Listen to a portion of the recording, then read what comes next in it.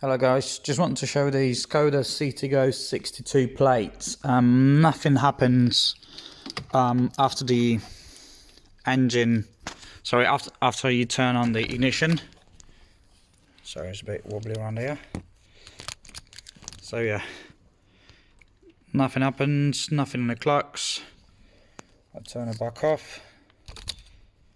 Okay, again nothing happens.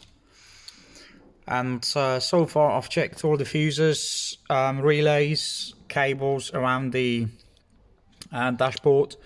We even had the ECU sets changed, the BCM, clocks, ignition, key and the ECU. That didn't resolve the issue. So I'll start looking through the cables, and what I have found is the wire loom. It's broken right underneath the windshield. If you look at one of the ignition cables right here, it's basically broken and corroded with water. So that is the issue I found.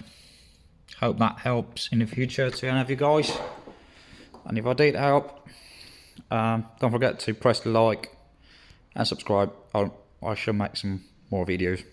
Thanks.